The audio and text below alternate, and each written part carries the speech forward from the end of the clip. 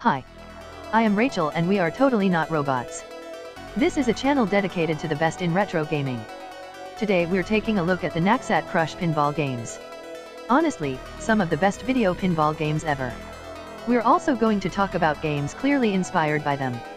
So sit back, relax and join us in this journey to the past. Here we go.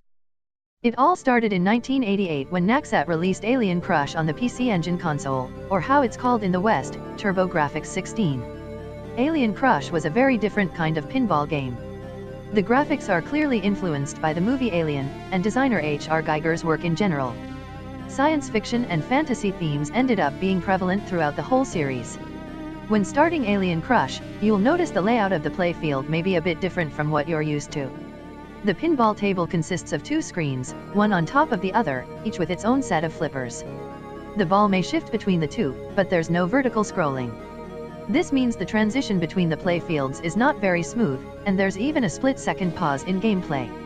This can get pretty jarring when the ball decides to bounce fast between the upper and lower screens, and everything starts flashing rapidly. That said, the gameplay itself is a lot of fun, and the game feels alive. There are alien creatures all over the table, and the player is expected to destroy them with their ball. The game even had several bonus rooms that became accessible when certain tasks were completed.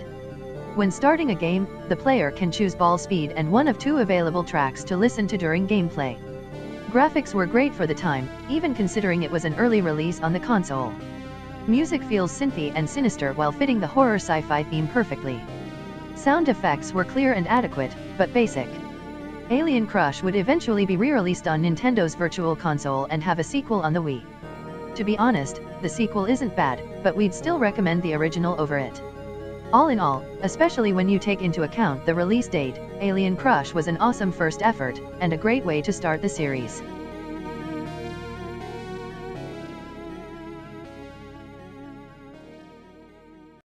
After the success of Alien Crush, Naxat Software started working on a sequel to its pinball franchise. This time, the game would have a medieval fantasy setting with dragons, skeletons, demons, and all kinds of occult symbolism. Devil Crash came out in Japan, again on the PC Engine, in 1990. It was released in the US as Devil's Crush in the same year. The concept of the game is similar to Alien Crush, but everything is bigger and better. There are now 3 levels to the pinball table, each with a pair of flippers. This time, there's vertical scrolling, so the transition between levels is much smoother. The table design here is frankly amazing. Both in art style and playfield design. I mean, just look at this table.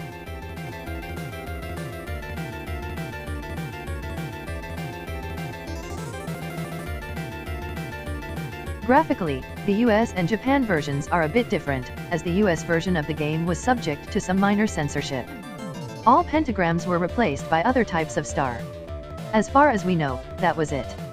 As was the case with Alien Crush, there are enemies scattered around the table, and multiple targets to hit. Some of these give access to secret rooms which grant bonus points. If the player manages to kill all enemies in the room, a large sum of points is awarded. There are 6 of these secret rooms to find throughout the game. The ultimate goal here is to max the score counter. It will show you a very brief ending if you manage to do it. You're probably thinking it's impossible. However, there is a new element that will make it a lot easier. The game supports passwords. There's quite a long list of passwords that will help.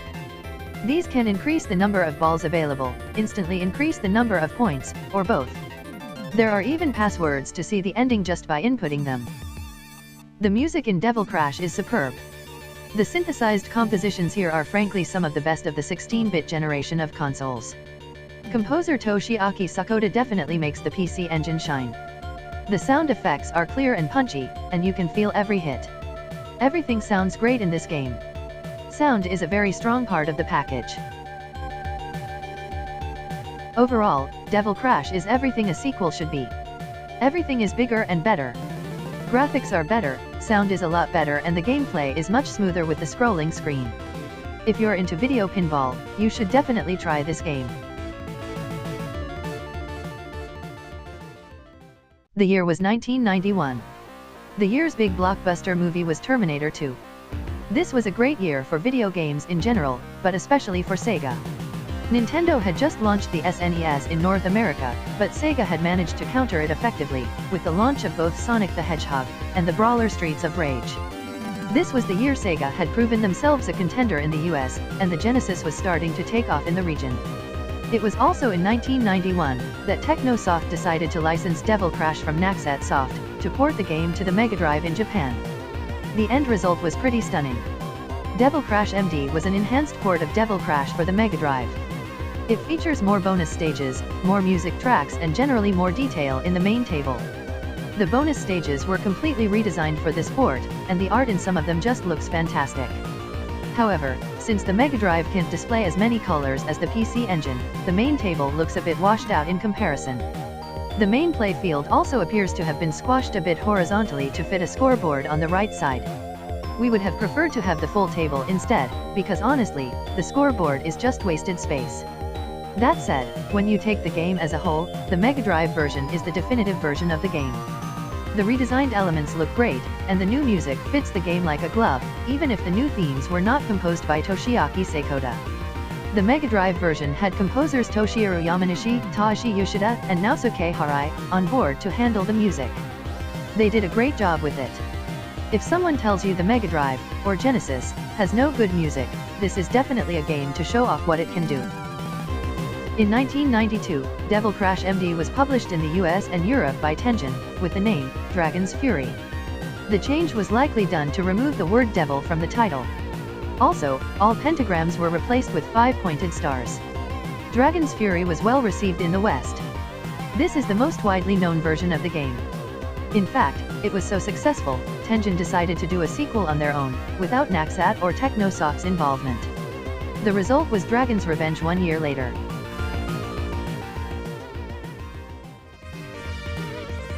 Many fans consider Dragon's Revenge the worst game in the franchise, and there's good reason for that. Everything in the game is ugly, and feels like it was slapdashed together as a cash grab. It's a terribly mediocre effort on Tengen's part. Even the cover art is just a part of Dragon's Fury's cover art, cropped and slightly edited. The ball physics also feel not quite right, compared to previous games. The result is a pinball game that not only looks and sounds bad, but also plays awful. Absolutely low effort sequel here. Very disappointing.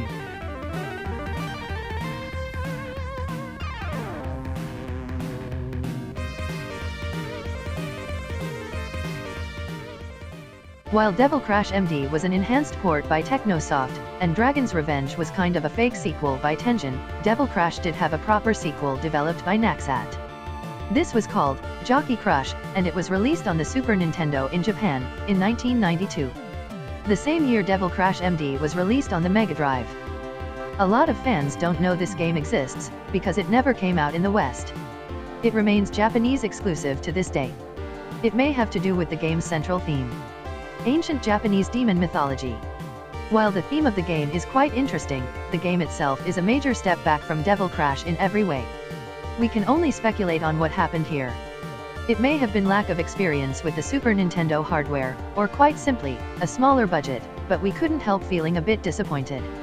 If we strip the game down to its core elements, the basic mechanics remain the same. There are moving enemies around the table and several targets spread out. The player has to destroy these targets with the ball. Still, there's something not quite right here. Let's start with the table layout itself. It feels unstructured and poorly thought out. Elements feel like they were placed randomly, and this includes the flippers themselves. The ball physics also feel a bit floaty compared to previous games, making it hard to get those skill shots right. Gone are the bright colors of Devil Crash, and the game looks way too dark. While the sprites are well designed, we feel the art in general is a bit drab. The bonus stages especially, are a mixed bag. The ones on Devil Crash MD looked fantastic, but here they range from good looking, to boring, to just plain ugly. I mean, just look at this one. Granted, some of the best parts of Devil Crash MD were made by Technosoft, and not Naxat, but still. Naxat were the original creators of Devil Crash, so they have no excuse for such a half-assed effort. The one thing that remains great is the soundtrack. The game still has great music. We still feel like Jockey Crush is worth playing, even if it isn't as great as Devil Crash. It may not be the best game in the franchise, but it's no Dragon's Revenge either. Far from it. Give it a try and tell us what you think in the comments below. This concludes our look at the Naxat Crush Pinball games. Do you agree with our views? Let us know what you think in the comments below. Stay tuned. Next episode we'll take a look at some games that were influenced by the Naxat Crush Pinball franchise. Also, subscribe to our channel if you haven't already. This was Rachel and we're totally not robots. Signing out.